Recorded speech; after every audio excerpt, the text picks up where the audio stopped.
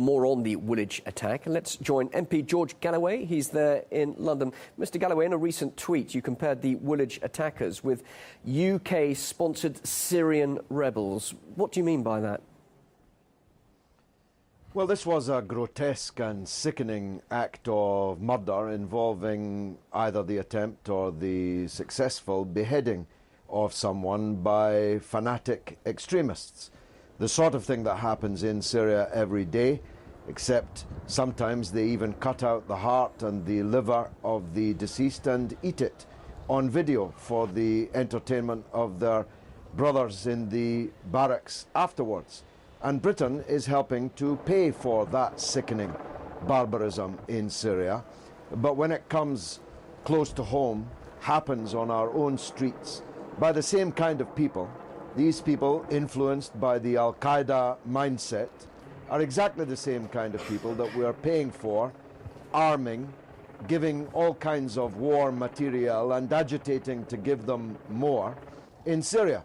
And so I simply asked David Cameron, as I've asked him before in Parliament, if he would adumbrate the key differences between the hand-chopping, throat-cutting fanatics that we saw in Woolwich yesterday and the hand-chopping, throat-cutting fanatics we're giving money and weapons to in Syria.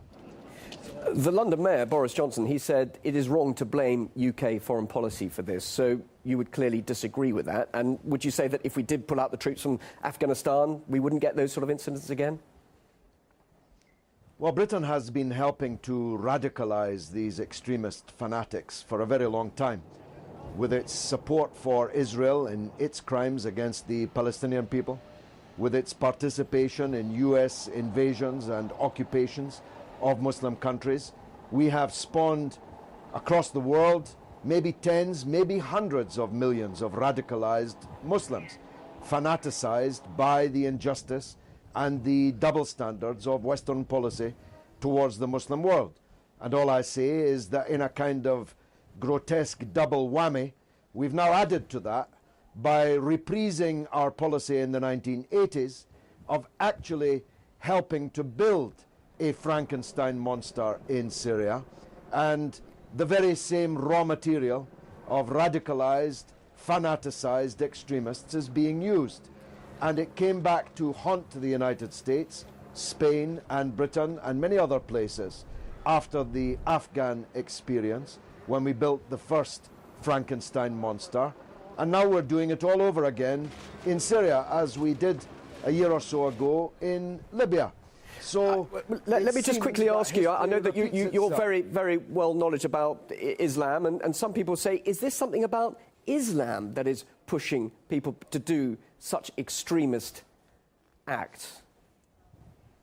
No, I don't accept that at all, any more than the butchery of Franco, the Spanish fascist dictator, had anything to do with Jesus Christ, even if the people doing the torturing and the butchering were wearing the cross on their sleeves. George W. Bush was a fanatic, born-again Christian, he said, but that had nothing to do with Jesus.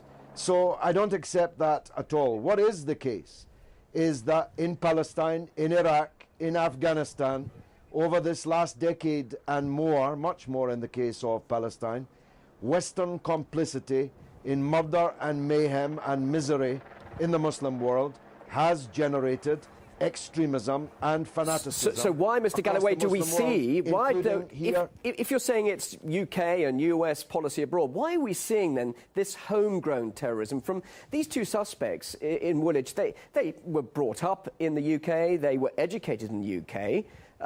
That's not coming from abroad, is it? Well, they told you, didn't they? To video, I assume your viewers have seen it or at least read about it. They told you why they committed this grotesque and sickening act yesterday.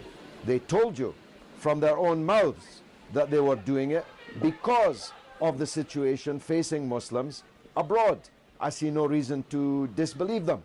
The crime, the sin is that the young man who paid with his blood, just like on 7/7 when more than 50 British people paid with their lives and hundreds with their blood, maimed and wounded, ruined forever, was that innocent people were being punished for the crimes of guilty people. And that's a crime in any language, it's a sin in any religion. MP George Galloway, live in London. Really interesting to hear your thoughts and your perspective. Thank you for your time here on RT. Welcome. Well, the alleged